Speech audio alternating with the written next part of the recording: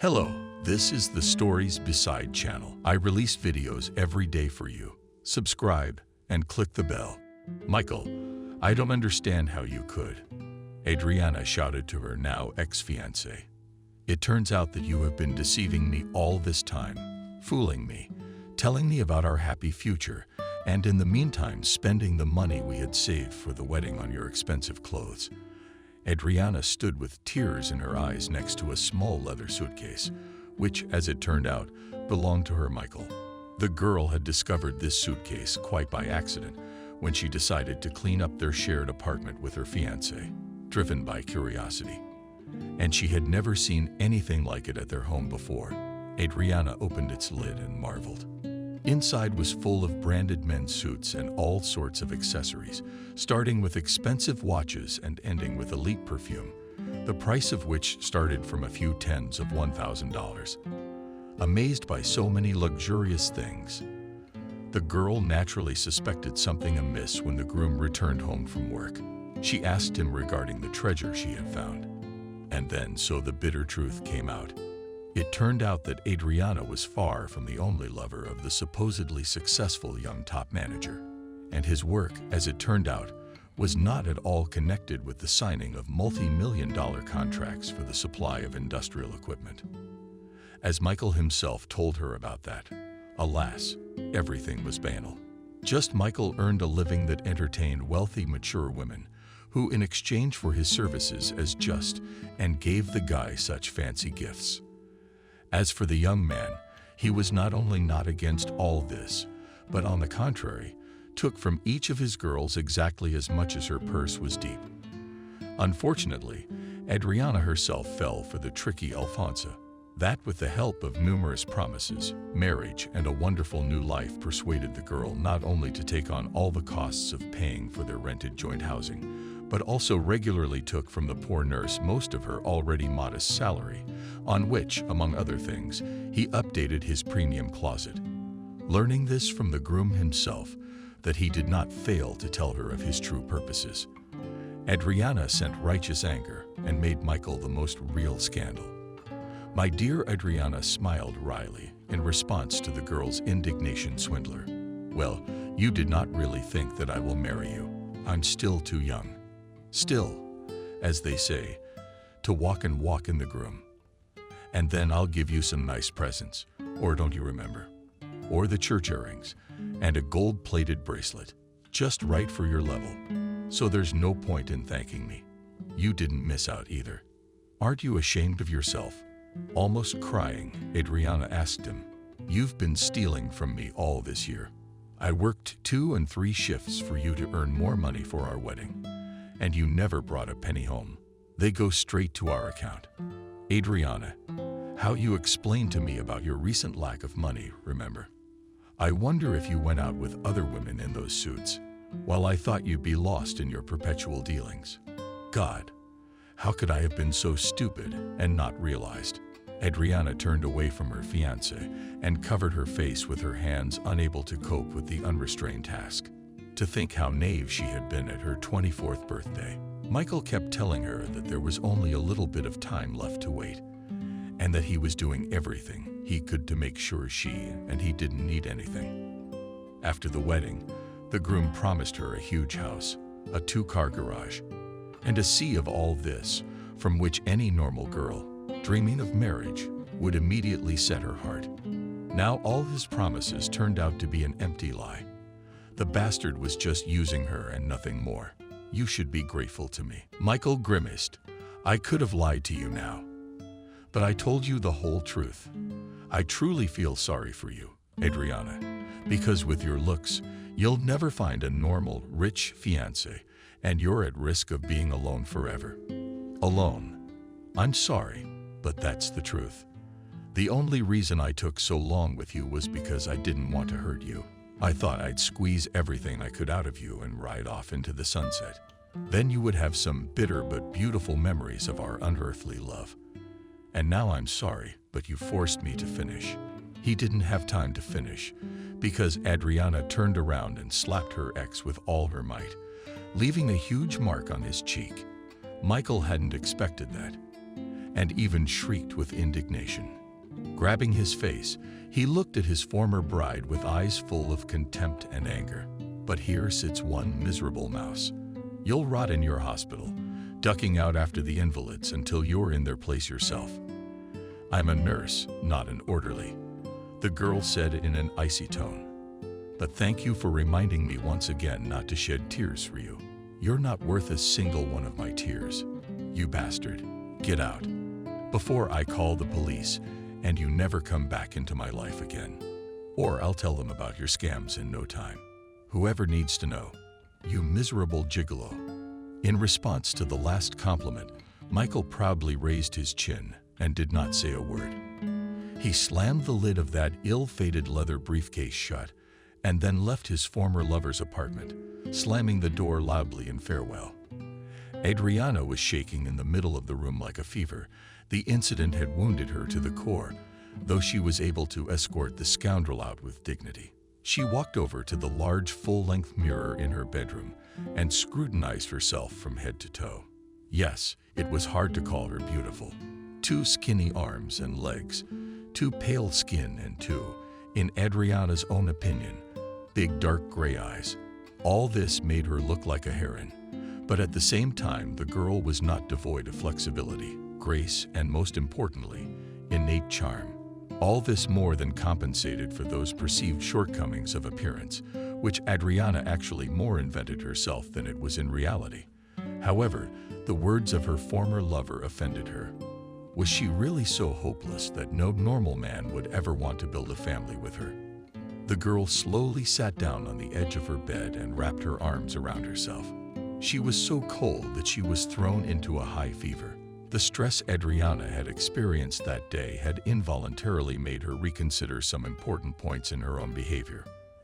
The young nurse finally decided for herself that she would not allow anyone else to treat her like that, and what was even more important for her, she would not allow herself to become a silent victim.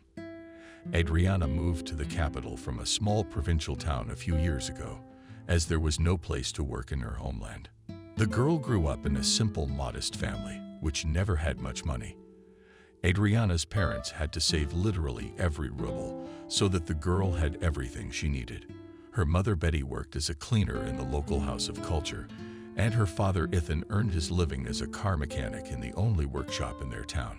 Despite the low income, the family always lived together, something Adriana herself was very proud of.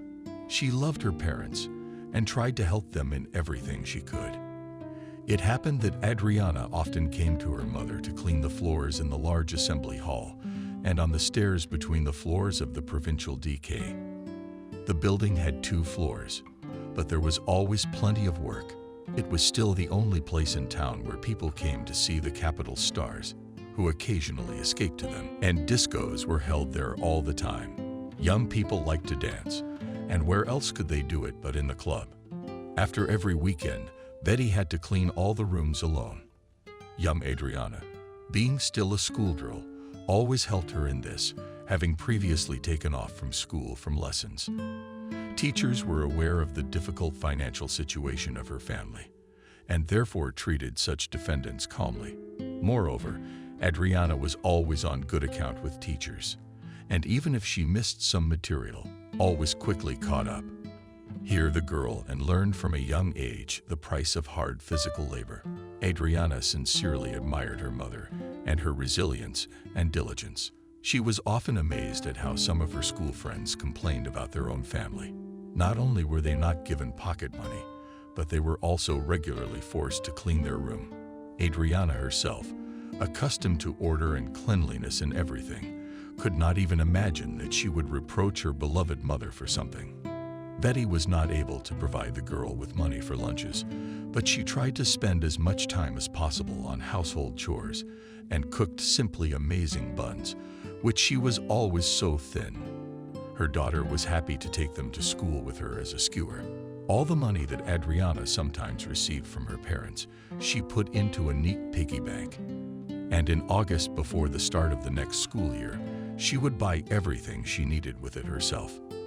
After graduating from school, Adriana, having received a diploma and a gold medal for her academic achievements, decided to enter medical school, after which she finally moved to the capital. Her mother and father, though worried about their daughter, but still let her go with their hearts. "Oh, Adriana, how will we be without you? I read Betty's, and I realize there are more opportunities for you there, and yet I can't imagine it. How could it be? I won't have my blood by my side. My daughter, my daughter." "Tanya, calm down. Don't be in a hurry." "Girl, for God's sake," with a slight reproach, said Ethan, hugging in turn his daughter goodbye. "What do you, our Adriana, do not know? Here we'll learn. The man will find himself a decent job and will visit us on weekends, won't he?" "Well, of course," the girl assured him. "Mommy, honey, don't worry. Christina and I, as soon as you get settled in the dormitory, we'll call you right away. And then Daddy's right. If the scholarships are good, I can at least send you some money from the city for starters." "Oh, what are you? What did your mother wave at her? What money? What are you talking about? Do you know how expensive life is in this capital of yours? To be honest, I don't know how your Christina will live there. She's used to spending money left and right even here, and there'll be no help from her relatives. She shouldn't have fought with her mother like that.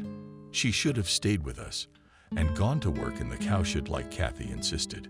Christina was Adriana's best friend, whom they'd known since childhood, but only if Adriana dreamed of a career as a nurse, and later, perhaps as a doctor. Christina was going to the big city with a very different, but also very specific goal.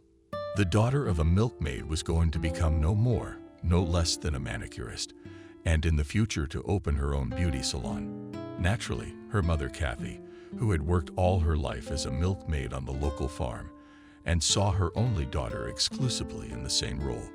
She was furious. After the grand scandal, Christina was left without any support other than Adriana. Adriana was not going to leave her best friend, and therefore assured her that in Moscow they will definitely somehow settle down, if only they stick together in everything. But a person could have a dream of opening their own business, for example. Standing up for Christina then. Adriana wouldn't dream of it either. She had been following cows since she was a child. Adriana's father only shook his head. So did her mother. He did not approve of Christina's candidacy as their daughter's apprentice. Too well the spouses knew the willful character of this blonde revenge. Arriving in the capital, the girls immediately concerned about housing, and here they were waiting for the first disappointment. In the hostel, where Adriana planned to live, as it turned out, there were no more vacancies. Christina, who applied to another college, where she wanted to study manicure, faced the same problem. Fortunately, the girls were lucky that time.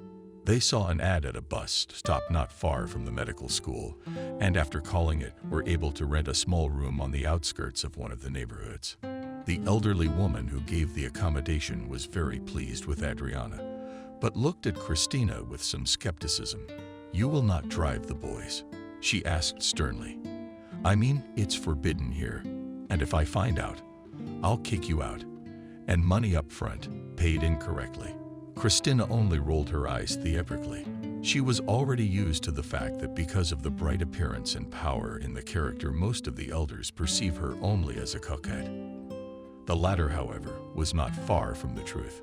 Christina knew that nature generously endowed her in terms of appearance and did not hesitate to use all her charm to constantly surround herself with new suitors. However, her business ambitions were much stronger than the desire to meet a millionaire.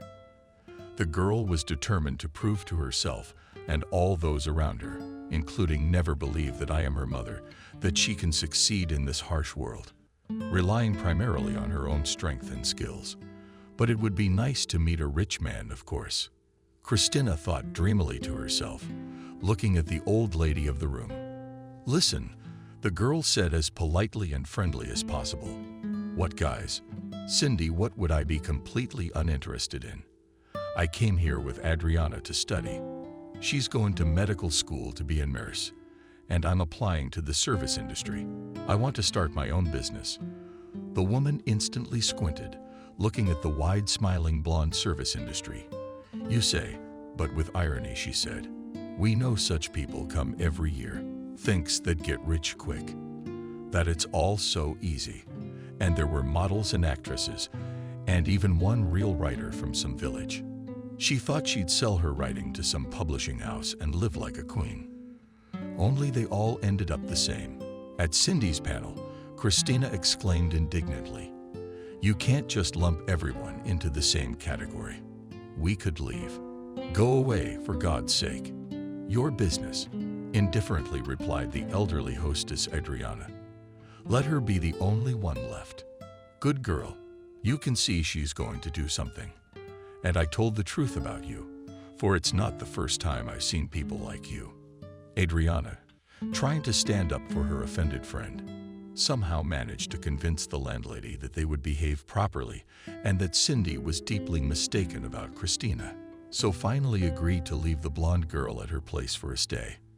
But again warned that if anything wrong, then let her go straight to the street. Christina then strongly, of course, offended, but did not show it. After all, where else could they find such a cheap room? Crying candles and settled in a tiny room, girls went each to their own school. And from that moment, the next few years, they did not part with each other, diligently learning the basics of their chosen professions. Adriana achieved her goal and became a qualified nurse. She got a job in one of the city hospitals in the surgery department and was quite happy. Salary here, although not much, but still many times more than the scholarship that she received as a medical student. The girl was able to rent a full-fledged apartment and even began to send her parents much more noticeable sums than before. Christina also graduated and was able to get a job at a nice beauty salon where she enjoyed putting on the glamour and glitz. But on these visitors, with Adriana, they had moved out of that first room almost simultaneously. They both realized they needed to move on. And Christina was at that moment seriously involved in organizing her personal life. The friends realized that each of them needed their own personal space. Nevertheless, they still kept in touch.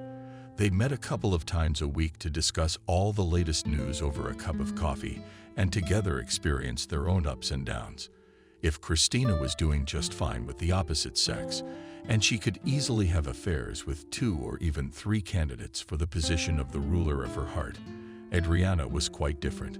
While she was studying, she had a few fleeting romances. However, all her beaux, by a strange coincidence, turned out to be weak, characteristic, not ready for adulthood boys, relying on the opinion and authority of her parents for everything. Adriana didn't know what was wrong. Only none of her potential mothers-in-law had ever liked her when they met. Every such family dinner invariably ended with reproaches and stilettos against the unfortunate nurse. She dressed too badly, or looked as if she hadn't eaten anything for 3 months. And the last of the mothers even distinguished herself by delicately asking Adriana if she was a drug addict. If she was so thin and pale, "Why are you looking at me like that?" Making innocent eyes, the woman asked her, "You're a nurse, so you have access to morphine-containing drugs. I'm sorry, but from the look of you, you're obviously in poor health, and I wouldn't be surprised if they were of such an unsightly nature." Adriana was then so discouraged that she immediately left the house of her next beau. It was from that moment that the girl began to seriously worry about her appearance. She had secretly been a little jealous of Christina before, so in comparison with her was a written beauty. And then Adriana unexpectedly met Michael and blindly believed him. When the young con artist told her, "In you, Adriana, unlike most of the blue dolls of beauty, feel some kind of breed. There's a certain majesty in the way your head sits, in the way you look. You see, it's as if you've stepped off the profile of an ancient coin that depicted the beautiful queens of the past."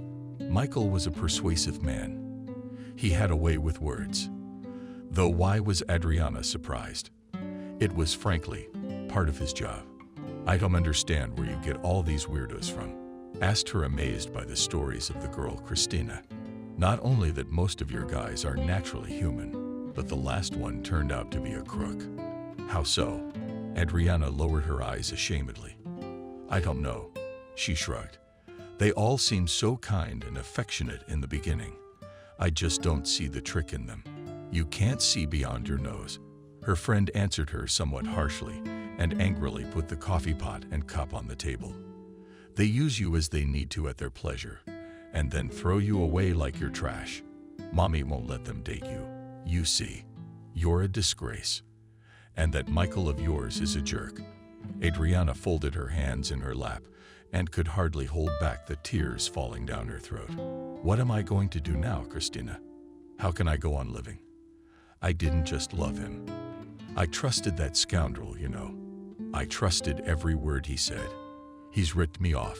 I've got nothing left. Thank God, I'm supposed to get an advance at the end of the week, so I can at least pay the rent.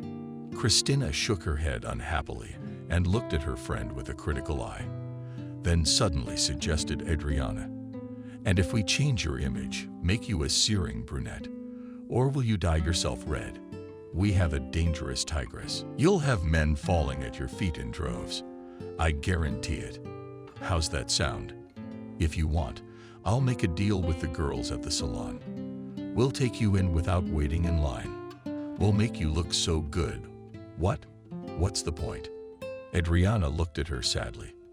I want to stay with me, not hide behind a fake image. I'm sorry, Christina, but this whole reincarnation thing isn't really my thing. Christina poked disappointedly.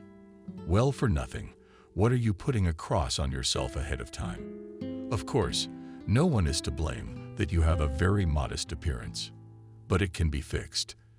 Do you also think that I'm not beautiful at all? With tears in her eyes, asked her friend. That men can be with me only because of the fact that I will be happy to anyone, as long as they accept me. Christina smiled and tried to calm her friend. No, that's not what I meant. She tried to justify herself. Just if you give at least one man to realize that you are in demand and that you have a crew of candidates for your hand and heart, then the process you will go more alive, you know. But for this, you need to be renewed and transformed, you know. But Adriana shook her head negatively. Unlike her more active friend, she could not switch her attention to other men so quickly. Adriana's heart was shattered, and she needed to feel the pain, to get over it. And only after that could she heal and start living her life with a clean slate. She and Christina parted that day on an unhappy note. Christina convinced her friend that she should definitely reconsider her behavior with the opposite sex. What style of clothing and makeup? Manicure. Believed that Adriana should become more risky, daring, bright. In short, to behave more aggressively. Then, they say, you will send down the right signals and men will follow you in shoals. Except that Adriana herself did not want to see near her not only shoals, but even just lonely floating fans who sometimes still announced themselves, making weak attempts to woo the girl. After the incident with Michael, Adriana began to behave with men much more careful and cautious. She was no longer going to fall into the same trap. She didn't want a relationship for the sake of a relationship. Neither did she want to try to start a family with someone who only wanted a light flirtation from her. The nurse plunged headlong into work, closed her wounded heart from any romantic adventures. Unfortunately, the more the girl suppressed in herself any thoughts of love, the more she was overcome by black longing. At the risk of growing into a real depression, more and more often Adriana wondered what in this world is more important than the inner content of a person or his outer beauty. Unfortunately, no matter how much the young nurse wanted to believe the former, life as if deliberately persuaded her otherwise. Analyzing her acquaintances at work, Adriana more and more often saw how to marry only beautiful and slightly on the head and colleagues, while people like her sometimes have to wait for their happiness for decades, and it's a miracle if they get it at all. Because of this, Adriana developed severe anxiety. More and more often she felt in the hospital, inexplicably panic, so that sometimes she could not hold the simplest objects like a kettle or trays with medicines. Finally, unable to bear it, she asked her boss for at least a week's vacation, albeit without pay. Adriana realized that what was happening to her was not normal, But she couldn't help it. More and more she sank into the darkest thoughts and saw no way out of her situation except to become a voluntary recluse. I'm so ugly anyway. No one needs me, Adriana thought, looking at her own reflection in the mirror for the 100th time. No one will even notice, if I'm honest. It was one of those scary moments when a person feels like the whole world has turned against him. It's been 2 weeks. During this period, Adriana had become so withdrawn that she practically stopped leaving the walls of her apartment. The only place other than work that she occasionally went to was the grocery store on the first floor of her building. Quickly buy everything you need. The girl paid at the cash register without looking into the eyes of the cashier and hurried upstairs to her apartment. Without going for a walk in the park or just chatting on the phone with the few friends Adriana had managed to make. Living in the capital was out of the question. When the nurse refused to talk even to Christina, the latter finally realized the extent of her best friend's problem. Christina was determined. That same night, she showed up at Adriana's house, carrying her own makeup trunk under her arm. Her friend let her into her home, but the mood of the landlady was dismal. Adriana looked like she'd been crying nonstop for the last few days. "Christina, what's all this for?" asked the girl, pointing to the chest. "Because Adriana, you and I are going to get ready and make up. And then we're going to a nightclub. Do you need to be pulled out of this moping? No, not that one. It's going to completely wither away." Adriana waved her hands and spoke quickly. No, I'm not going anywhere. I don't need this. I'd rather sit at home and read a book, and I'll go to bed early tonight. I gotta get some sleep before my shift tomorrow." Christina glared at her with eyes full of indignation, righteous rage. "Will you read a book? Haven't you read enough in half a month?" "No, my dear. No more professional literature, only fun, joy, meeting new people. Come on, sit in front of the mirror. I'm going to give you a makeover. All those chickens at the club are gonna have a blast. We're gonna find you a guy that's gonna be so hot. The sparks between you two are gonna be so hot." Christina waved her new professional hairbrush in front of her friend's face and opened the lid of her magic case. Adriana involuntarily gasped. She had never seen so many different cosmetics in her entire life. "My God, Christina. It all costs so much money. Where did you get all this stuff?"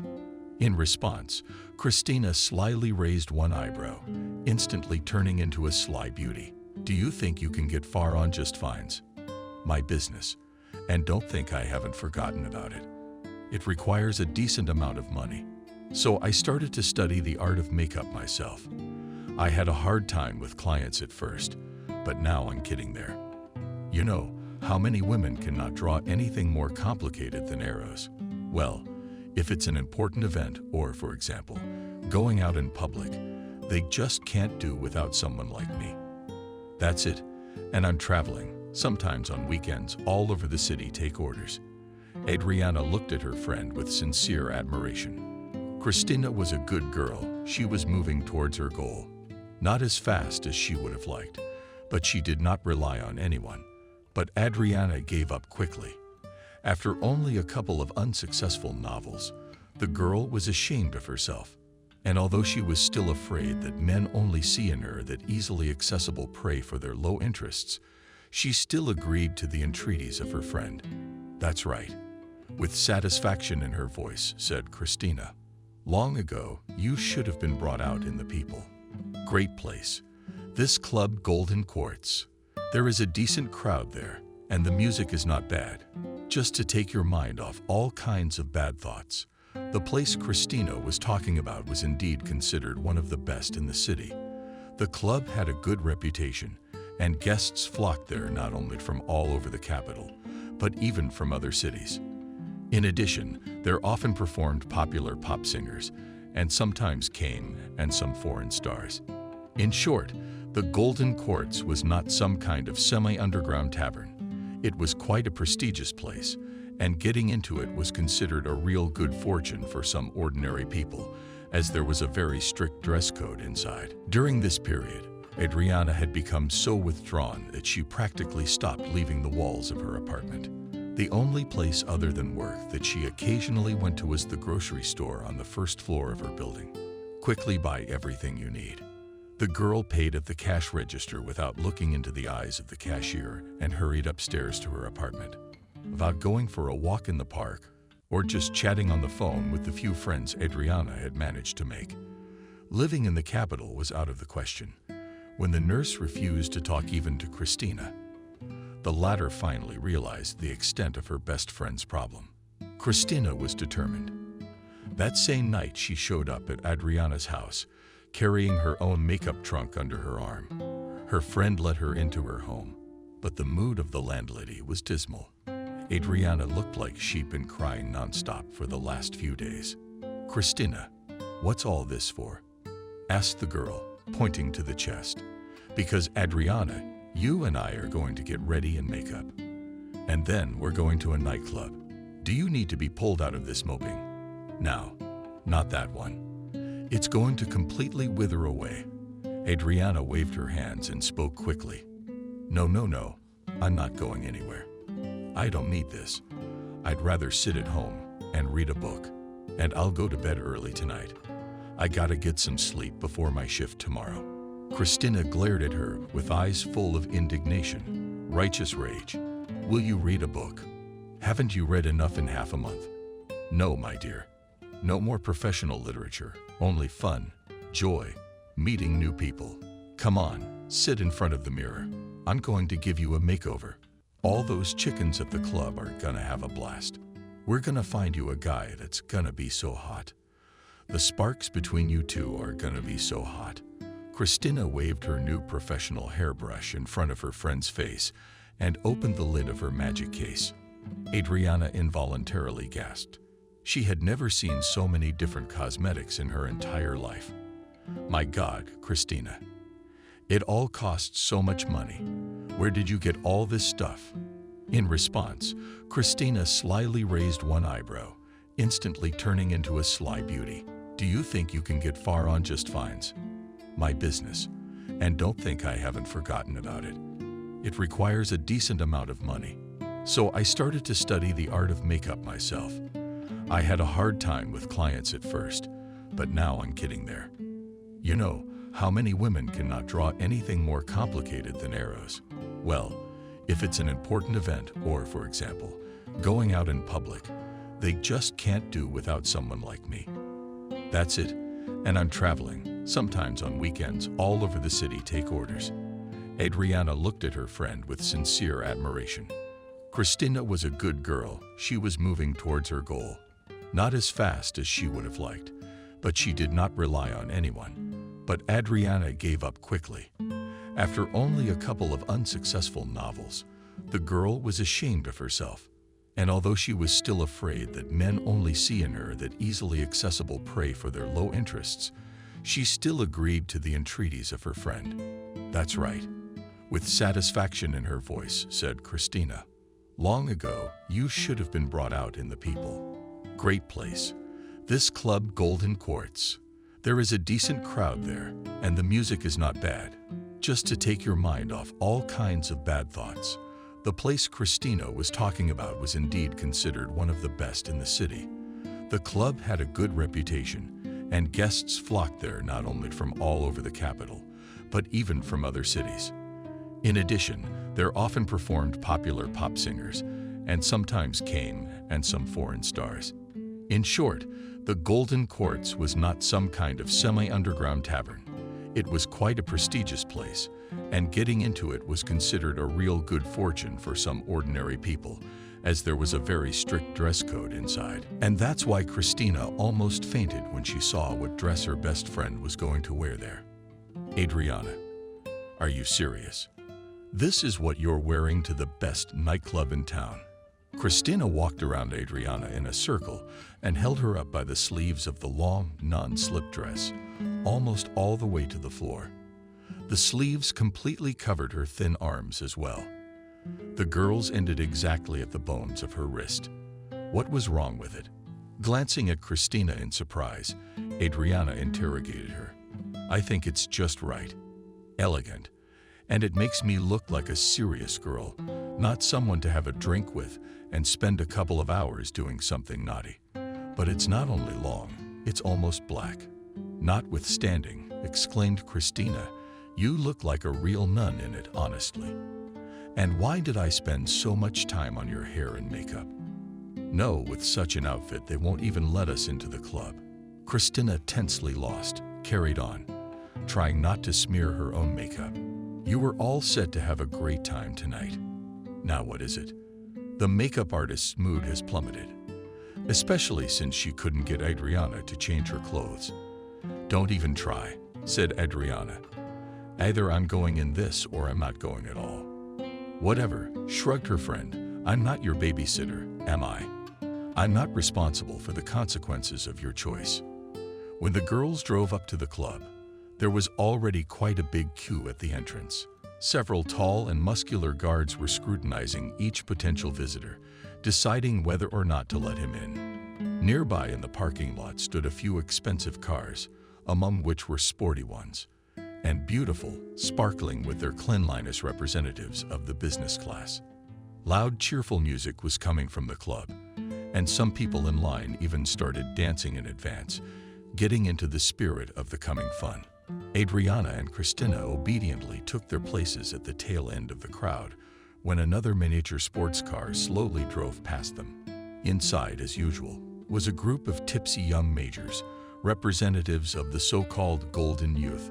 These guys are for appreciation. One of them, a red-haired boy with an incredible number of freckles on one face, said, "Look, what a blonde hangs out here." The red-haired major shouted loudly, addressing Christina, "Don't you want to go out tonight?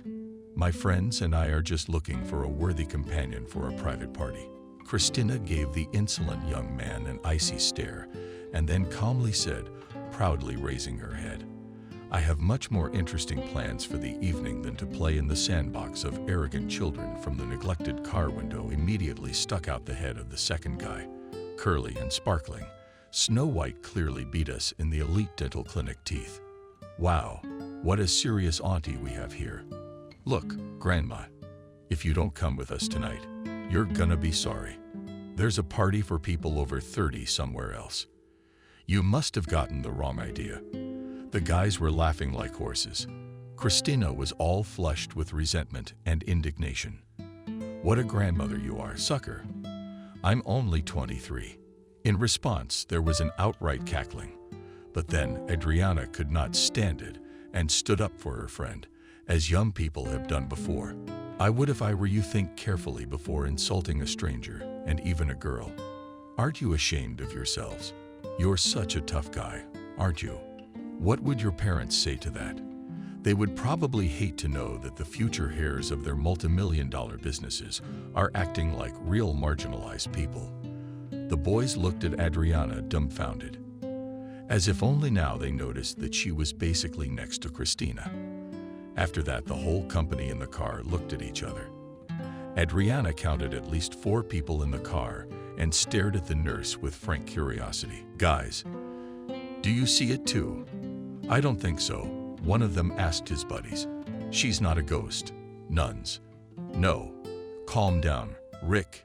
You haven't chewed your mushrooms since yesterday, so you're not dreaming. We can all see her. Say, pretty lady, aren't you going to preach a sermon?" The company laughed again. Only this time, all the eyes of its members were turned exclusively on Adriana. "You must be from a society of wandering nuns or something," the red-haired guy asked Adriana. "You go around guiding sinners to the right path, and at the same time you beg for food for the rich to sacrifice for some church in a distant village. I'm right."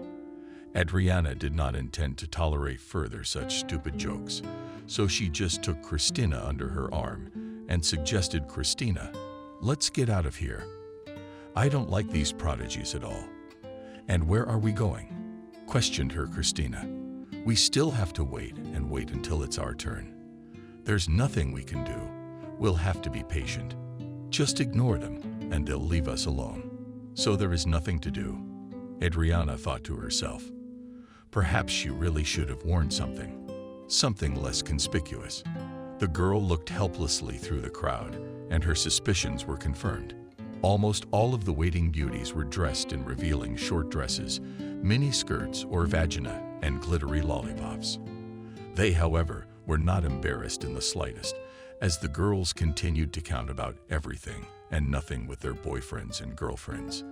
Even the dress put on for today's hike, charming mini dress, delicately perma-colored, looked on her figure simply marvelous. The stiletto shoes and the blonde hair spread across her shoulders made Christina look like a light forest nymph. Accidentally over-the-top nonsense to this stylish and slightly provocative venue. Perhaps it was only now that Adriana began to suspect that she herself was guilty of being mocked by those guys. But it was too late to change anything. Yes, their turn was coming. Good girls' night out. Wait a minute.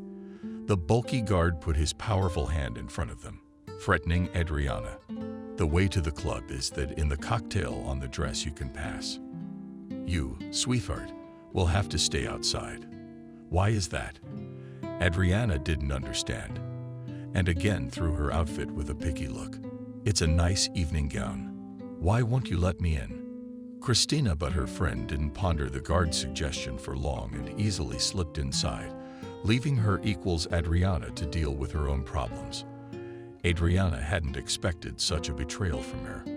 What can I say? How just threw her to the gaggle, the crowd, and the sarcastically smiling guard. Let me through, please, whispered the pleading girl. Her, after all, didn't come naked. What should you do? However, the bouncer was adamant. I repeat to us in the club in this form is not allowed. You scare all our guests with your beauty, grinned the guard. You'd better go to the neighborhood chapel. It's just around the corner. To humiliate Adriana even more, the bully pointed in the direction in which the girl should leave. What kind of people are you? She whispered, and without another word she left the front of the club to quiet laughter, caustic, mocking smiles, and whispers from the other patrons. Adriana walked along the sidewalk and wept bitterly. To think, she wasn't even allowed in decent places anymore. All because she didn't want to wear an overly revealing dress. Christina was probably right when she said that Adriana's head is not right, in the sense that she has never been able to follow the dictates of the majority, but chose her own way. So what have you accomplished with that? Adriana asked herself. You are left alone with no suitors and no friend who seems to be tired of your correctness. Adriana took a seat on a wooden bench near the club and wrapped her arms around herself. Even though her dress had long sleeves, it was still getting chilly at night. The girl continued to cry quietly while simultaneously contemplating what she should do next. In a good way, she should have called a cab and headed back home. But what about Christina? Maybe she should have called her friend after all. Come on, Adriana thought. Let her have all the fun she wanted, if she cared more about the party than me. Adriana understood the reason for leaving her at the entrance to the club, but she was still offended. Sometimes she wondered how their friendship had lasted so many years. So different were the girls' personalities. Adriana looked up and saw a huge silver moon in the sky. The night light hung directly above where she was sitting, and framed by the small ancient clouds that surrounded it on all sides, it looked as if someone had painted it with an invisible brush in the night sky. How beautiful is it? The girl whispered to herself and wiped the last tears from her face. Thank God, at least she was not forbidden to admire the night landscape. I'm sorry, you're all right. Suddenly, a pleasant male voice sounded beside her. I saw you crying, so I thought I'd see if you needed any help. Adriana flinched in surprise. When she turned around, she saw an ordinary urban vagrant in front of her. A homeless man with short and auburn hair looked at the girl carefully. His eyes read unconcealed sympathy and a desire to be helpful. No, it's all right. Adriana smiled weakly at him and with quick movements swiped the remnants of moisture on her face with a soft handkerchief. Unfortunately, all the makeup Christina had made for her had managed to mess up. So she opted to just wipe her face with a damp washcloth so as not to scare a stranger. Smeared all over her face, mascara and eyeshadow. I noticed you came from the direction of the club. The homeless man continued. Did someone hurt you? Adriana followed his gaze and became wary. She could expect anything from this stranger, but he seemed interested in her condition, nothing more. So the girl ventured to continue their conversation. "No," the nurse answered him. "It's just that a not very pleasant story has happened to me." And Adriana briefly told him all that had happened since that ill-fated evening. His light green eyes looked at her with such kindness and understanding, as if he had been through something similar himself. At least that's what she had thought at the time. To Adriana's surprise, the beggar smiled and suddenly offered, extending his hand to the girl. "But don't be upset. So we some club there is noisy. A lot of nervous people. You haven't lost anything by not being inside, I assure you. Let's dance right here instead. Would you like to?" Adriana was really embarrassed. She had not expected such a beautiful and noble gesture from a simple vagrant. "Do you want to ask me to dance?" she asked, thinking she had heard what she heard. "But how do you envision it?" The homeless man shrugged his shoulders, as if what he was suggesting was in the ordinary way for him. "Yes, in the most ordinary way," he said. "You pick a nice tune on your phone that you and I can dance to, and we're all set. We're out here in the fresh air, under the moon. I think it will be much more interesting than jostling in a drunken club." Adriana was pleasantly shocked. Deep down, the young nurse was still a very romantic person. She, despite all the failures she had experienced, still wanted to believe in true love and feeling. Taking a closer look at the homeless man, the girl saw that he looked very neat and in general was a handsome man with stunning beauty, with green eyes. Worn leather jacket, torn jeans, coupled with full-fledged old sneakers did not spoil his appearance, except that shaggy foul hair and thick stubble on his face made him look a bit like a resident of some Tega wilderness. But that was all. Otherwise, this man made Adriana feel trustworthy and reliable. "Well," Adriana said shyly and selected her favorite song on her phone. "If you invite me, I will gladly give you this dance." A slow measured tune came from the speakers, accompanied by personal lyrics and beautiful female vocals. The song was a little sad, but just the right mood on this beautiful moonlit night. Adriana didn't notice how the first dance seamlessly moved into the second, and then the third. In the arms of this mysterious vagrant, the girl felt incredibly protected, but most surprisingly attractive. The homeless man did not pay her any compliments. He did not even tell her his name, as, indeed, he was not interested in her. But he looked at her in a way that no one had ever looked at her before that moment. The young people talked on that bench near the club until the wee hours of the morning. They either danced or talked about life and human destiny in general. Adriana never found out anything about the homeless man. He was very clever at finding new topics of conversation, leaking out the ones that concerned him directly. When dawn broke over the horizon and it was time to part, he shook Adriana's hand gently and said, "Thank you for this wonderful night. You know, I've never talked to a girl for so long in my life." Adriana felt her cheeks flush. She smoothly released her hand from his strong palm and said in a trembling voice, "Oh, I don't even know what to say to that yet." Clara smiled embarrassedly. "I should be the one thanking you for making me feel like the heroine of an English novel. I have never had a more memorable dance and conversation." The man smiled pleasantly in return, then nodded Adriana goodbye and slowly walked away, illuminating the first golden chalky rays of the sun. At that moment, Adriana felt her heart beat several times faster. She wondered if she had fallen in love with this mysterious beggar, but then she dismissed the thought. You can't just in one evening get such a deep and surprising feeling for a complete stranger or a complete stranger. Adriana returned home not floored, but elated.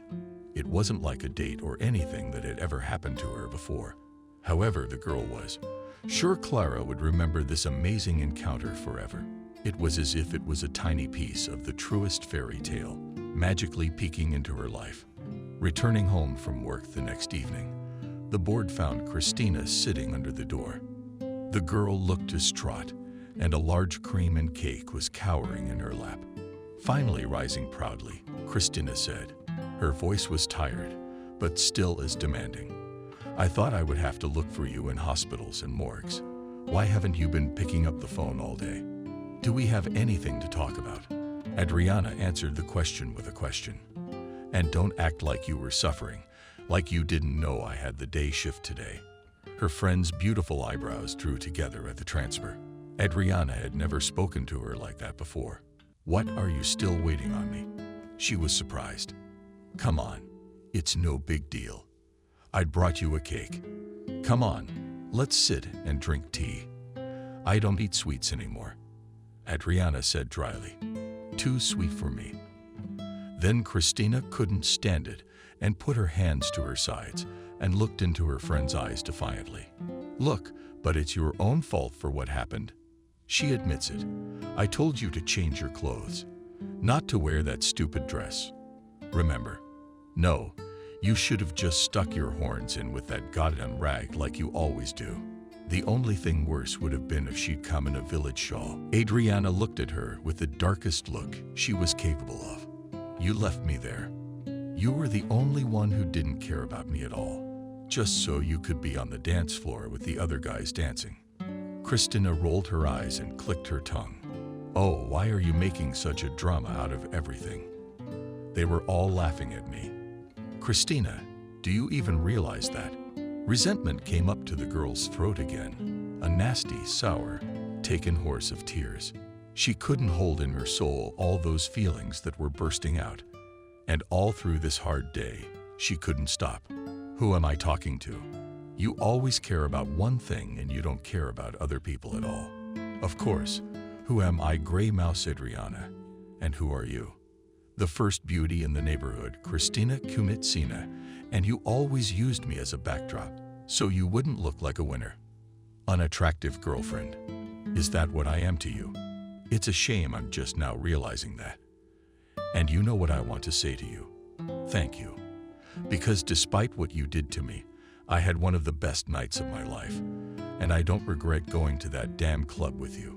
Having said everything that was on her mind, Adriana immediately felt much better. Christina, on the other hand, looked both disgruntled and prestigious.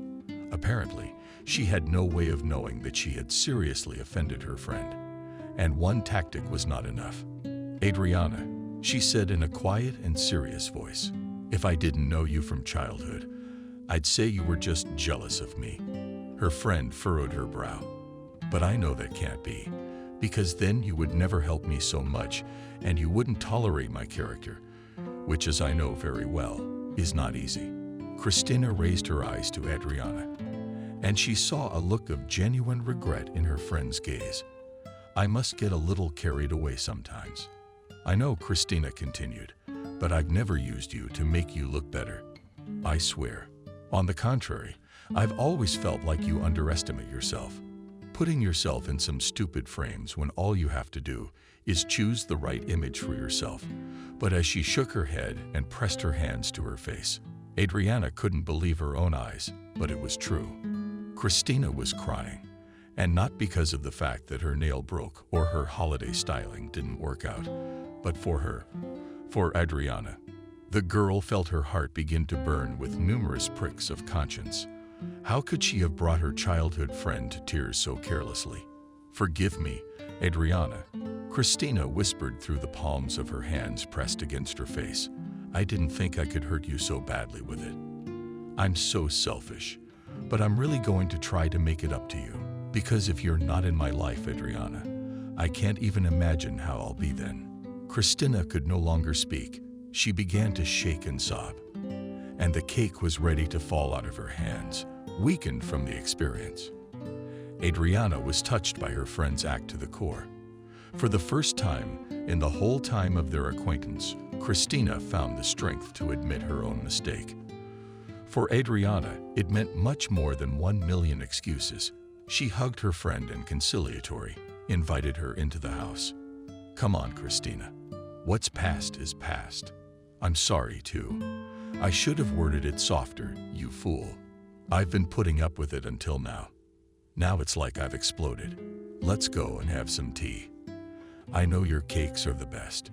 You always knew how to choose them in cooking. Christina, Sobbing put her free arm around Adriana, and they went into the apartment, where they cried for a long time, hugging each other and eating. As it seemed then, Adriana the most delicious in the world of cream and cake. After reconciling with her friend, Adriana decided to see the beggar again. He was very much in the soul of the young nurse. The next evening, the girl again went to the club Golden Quartz, only this time alone. She did, simply not wanting to embarrass the vagrant. And if he really lived somewhere nearby, she was wearing the simplest jeans, a shirt, yes, the faithful sports jacket, which the girl had worn since her student days. Her hair was loose, and she had applied light makeup to her face. Still, she wanted to look at least a little attractive. However, approaching the nightclub, Adriana, to her surprise, saw that it was closed. Strange, thought Clara, and made a few more steps towards the establishment. Someone grabbed her arm and dragged her back. Let go. Adriana wanted to scream, but the same one who attacked her firmly, but not hard so that she could breathe, clamped the girl's mouth shut. Hush, you, hissed a familiar voice into her ear. If you flashed, they'll get you inside, and then you'll blow the whole operation. Adriana felt her eyes open wide in amazement. If you don't scream, I'll let you go. Do we have a deal? The voice asked. The girl nodded briefly. Then the grip loosened, and Adriana was able to breathe in oxygen. But when she turned around to see who had done such an unceremonious thing to her, she forgot what it was to breathe. In front of her stood the same homeless man with whom she had danced 2 days ago. Only now he was dressed in a completely normal, she would even say style, but urban chic clothes, short sleeve shirt, great tight jeans, dark blue, and leather sneakers that Adriana suspected he could easily run 100 meters in. Not a trace of the former hobo left. Clean-shaven face and neatly combed brown hair said that this man, who looked to be in his early 30s, was careful to look after himself. What didn't you recognize? With a sly smile asked her tramp, and then pulled out of his pocket an ID card. It was a red crust. Police Captain Benjamin reported in a businesslike tone, though he looked at the girl in a friendly manner. How did you end up here? By the way, I think you can introduce yourself now. I need to know who's moving near a potential crime scene and why. Only then, Adriana realized that Clara seemed to have been standing all this time with her own mouth open in amazement. I started the girl and immediately caught on.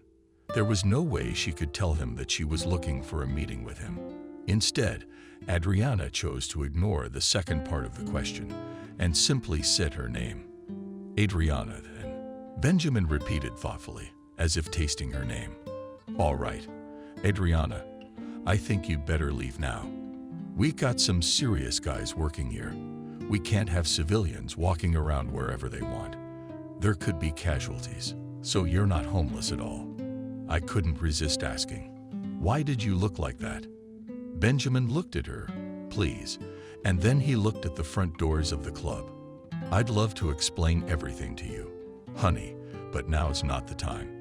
I'm not leaving anyway, the girl said decisively, and leaned against the wall of the house, next to which they stood, while being out of view from the club.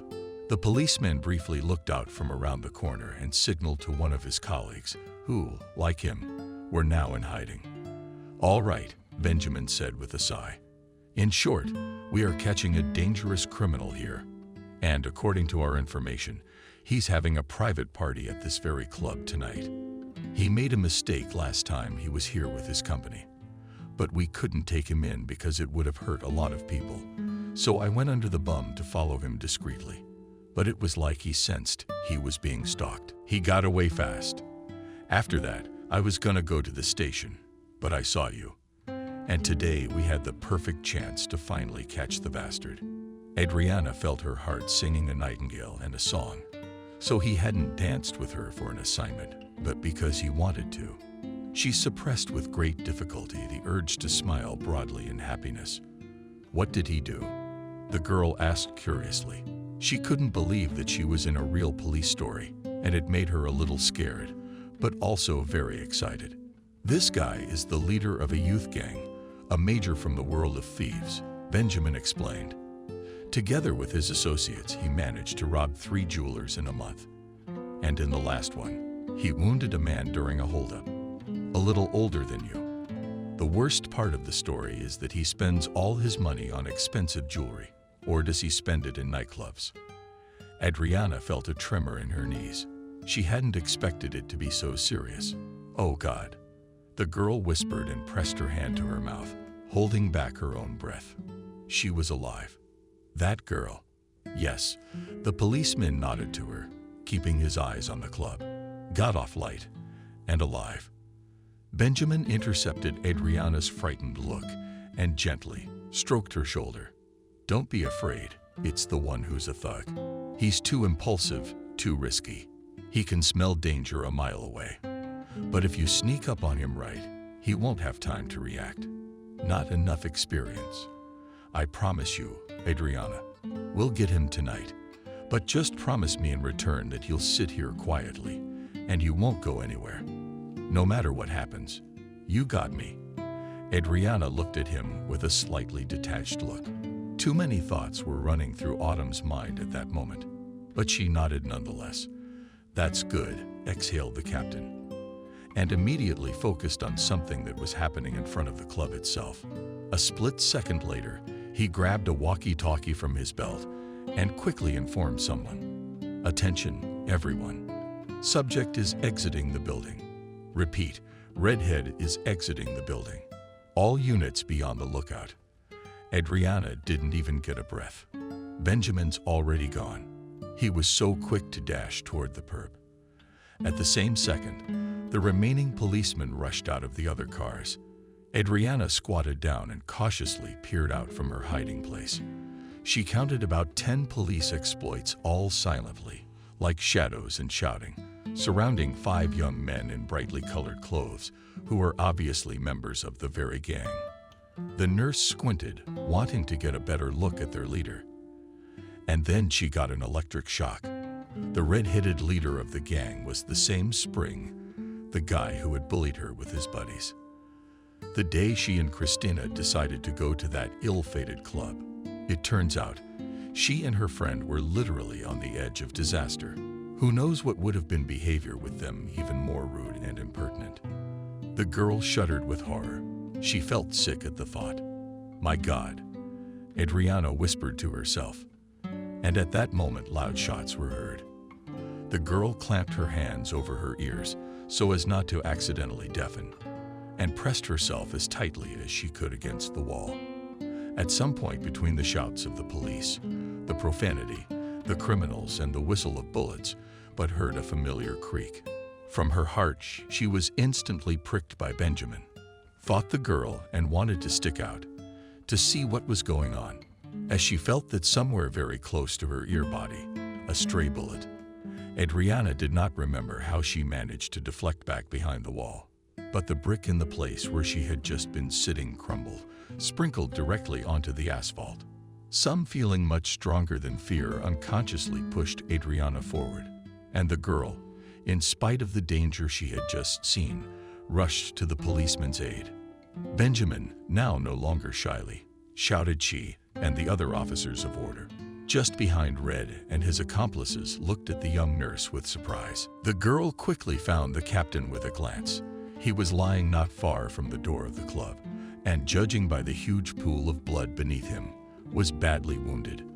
Above him, a comrade in arms bent over him with helplessness in his eyes.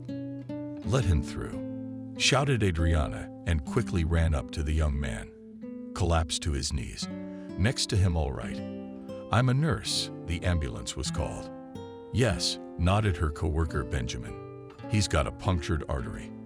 The bastard managed to shoot him with his gun, right in the chest. Thank God it's not far from the heart. Benjamin, who was in a semi-conscious state and holding his hand over the wound, moaned loudly, Shush, shush, everything will be all right. It was me, Adriana said. The girl bent over him. We need to clamp the artery. Do you have anything that could be used as a gesture? The operative looked around confused, but not finding anything suitable, pulled out a wide leather belt from his pants. Will this do? he asked, looking at the girl, a little embarrassed. Quite, nodded Adriana, and started to do her sister's womanly work. A few minutes later, an ambulance came to pick up Benjamin.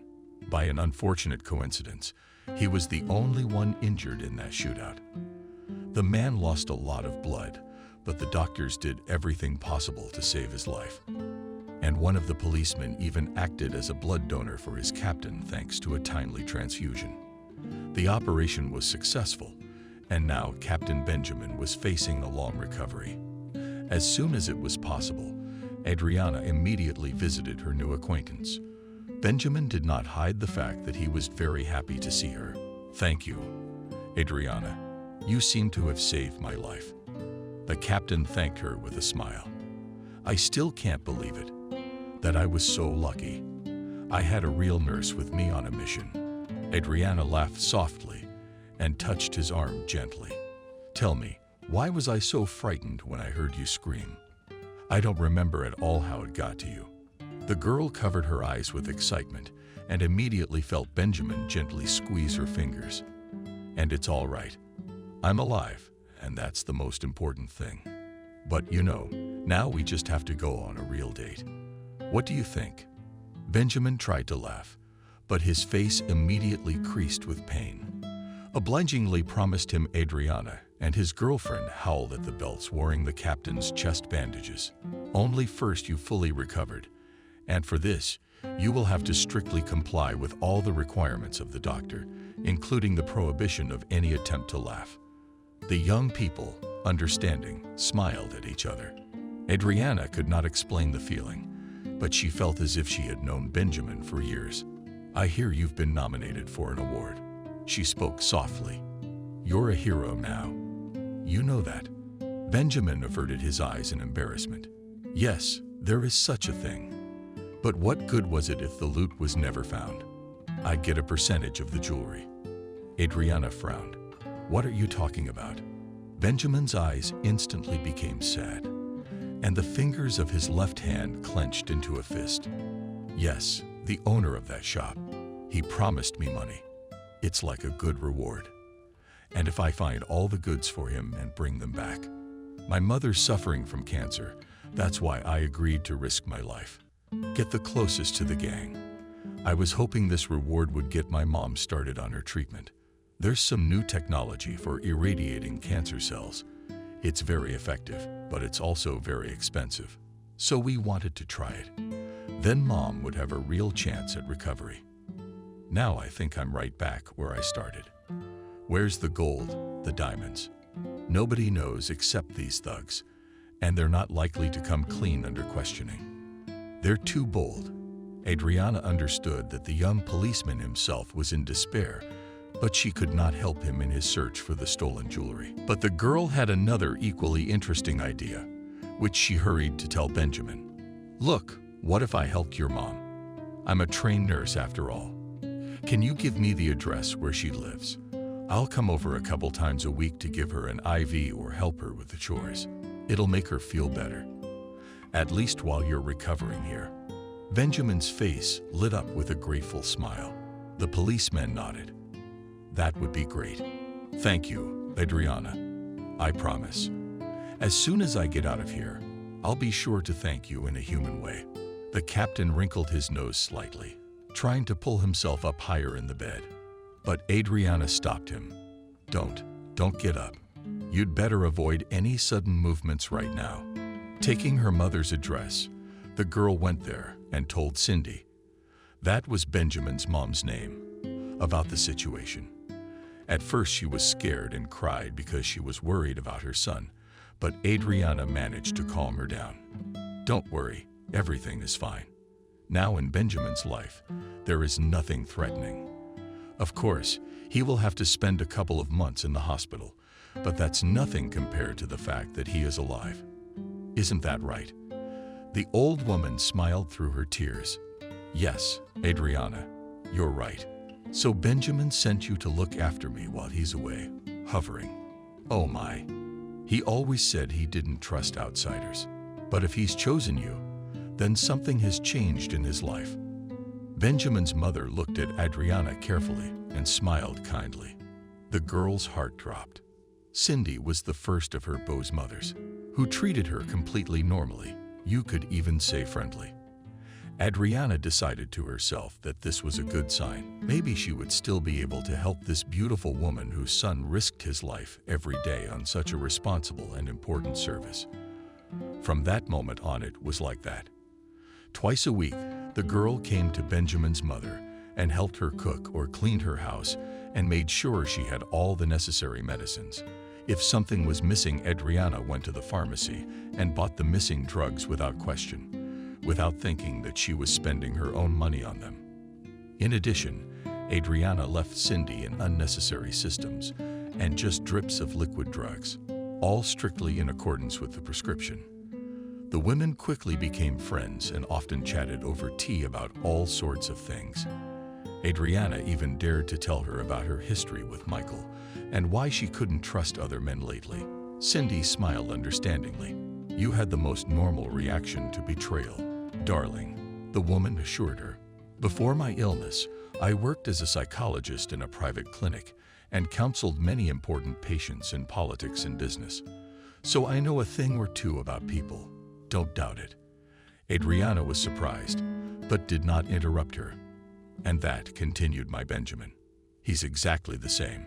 If anyone betrays him once, that's it. Faith will never have a home again." And he also suffered from different nets in his youth. Men have a taste for flashy looks, don't they?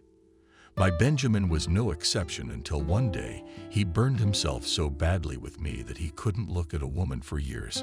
Now he's reconsidered his views on life and thought out a bit. Before, Cindy waved her hand weakly in the air. "So you don't have to worry about what's wrong with you, do you?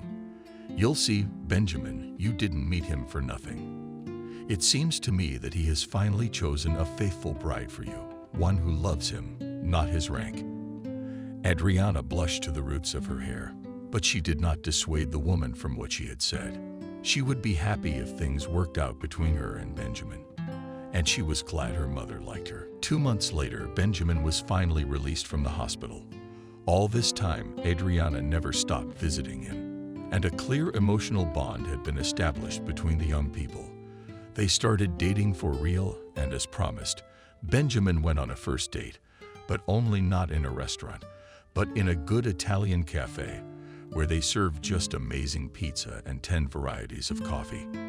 After that, they went to movies, to different exhibitions, and talked all the time. I am more and more convinced that they fit together as two parts of one whole scattered, once by the will of an evil fate, all over the earth. Their feelings grew stronger, and soon Adriana and Benjamin had no doubt that they were destined for each other by heaven itself.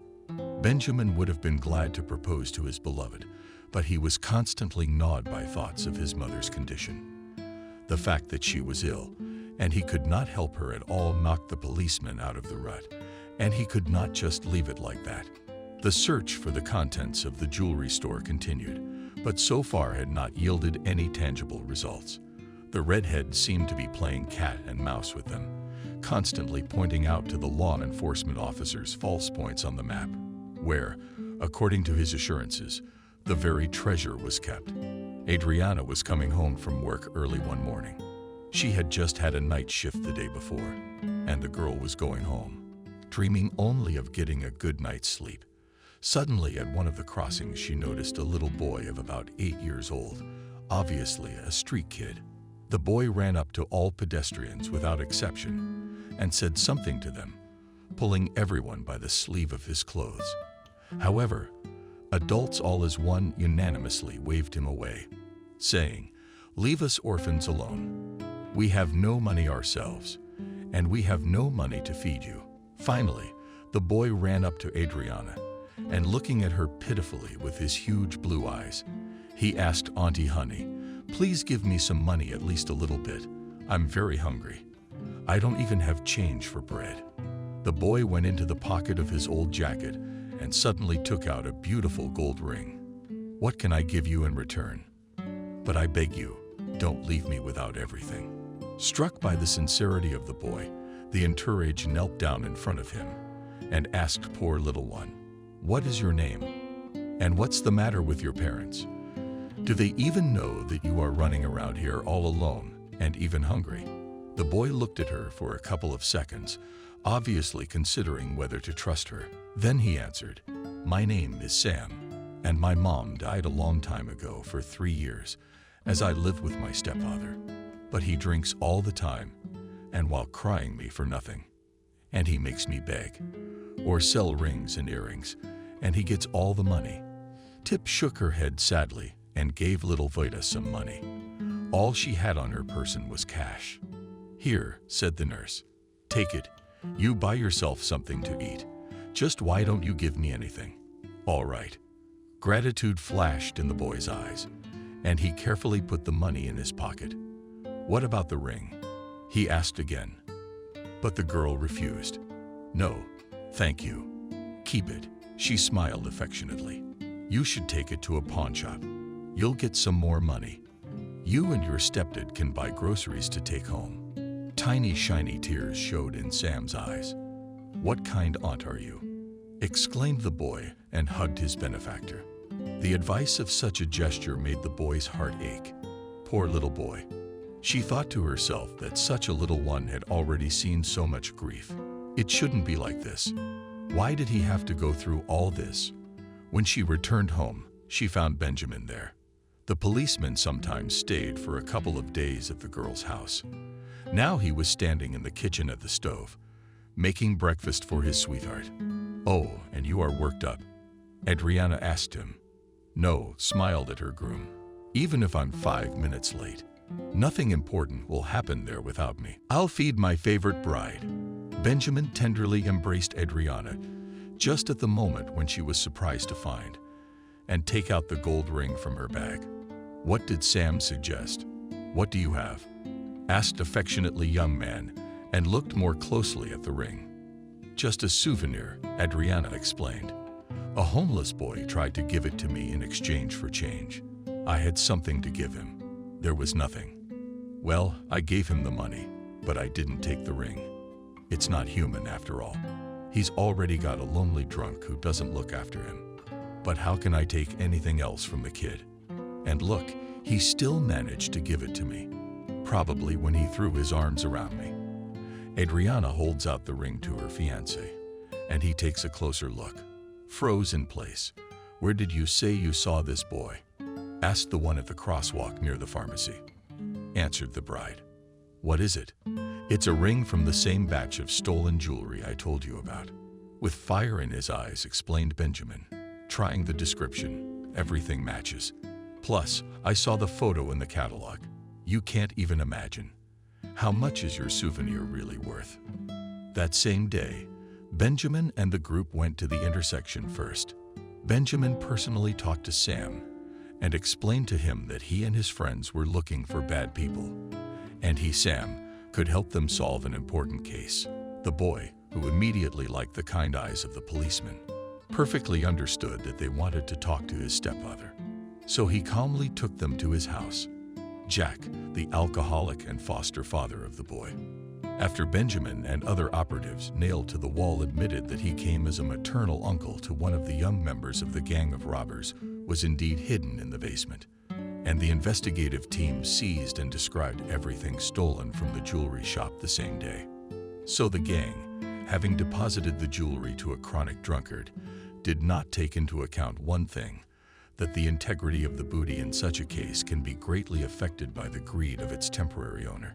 To home and save us, a little by little sell the contents of 2 weighty sports bags. As promised, Benjamin received his percentage of the fine through the owner of the jewelry shop. The amount of W accurate was enough to begin life-saving therapy for Cindy. Fortunately, the technique was effective, and the elderly woman went on the mend in a month after the treatment began. Sam's stepfather was awaiting trial and a fair sentence for harboring loot, so Adriana was faced with the question of the boy's fate. She did not want the child to be sent to an orphanage, and therefore offered Benjamin to adopt him. His mother Camille died 3 years ago, and Jack with her was not even signed. Where to now? The kid. Orphanage. Give the sons to Sam. He's very kind and gentle. I'm sure I can raise him to be a decent man. Benjamin wasn't against adoption. except that the boy's surname confused him. Solovyov, the mom's name was Camille. No way. The policeman turned pale, realizing that the boy's mother was his first love, with whom he had broken up 8 years ago. Benjamin, what's wrong? Something's wrong. Adriana was frightened. Are you all pale? No, sweetheart, everything is fine, said the captain thoughtfully. But I think there's something we should check. Benjamin told his fiancée about his suspicions, and they decided to check the relationship between the policeman and Vidya by conducting a DNA test. The boy was living in Rome with his neighbor Jack. So Benjamin was very timely. The test showed that Sam was Benjamin's own son, so he immediately applied to adopt his child. And Sam went straight from the neighbor's apartment to his daddy's house, which he was overjoyed about. A few months later, Benjamin and Adriana celebrated a modest wedding, which was attended by all the friends of the bride and groom, as well as the parents of the young. Adriana's mother and father had specially come from their small homeland to be happy for their daughter. Benjamin, for solving the robbery gang, was given not only a new rank, but also a new apartment. Where are all three of them going? Adriana, Benjamin, and little Sam moved in immediately. Another 2 months after the wedding, Adriana announced to her husband that she was expecting their firstborn. Benjamin was especially happy when after a while he found out that they were expecting a girl. But we already have a son, and now we will have a girl. He winked at his beloved wife. Will definitely become a doctor, like mom. Adriana decided after giving birth to continue her education in the medical field and learn to be a pediatrician. But of course, this will be possible only when she comes out of maternity leave. And now Adriana is actively getting into the role of a young mom and is looking forward to the birth of her Emily. So she and her husband and son decided to name their daughter. Not long ago, she accidentally saw her ex-fiancé Michael on the street. He was helping to load packages into the trunk of a luxury car. Some rich lady about 20 years older than him. His life didn't seem to have changed a bit. He still worked with wealthy women and wasn't about to give up that easy income.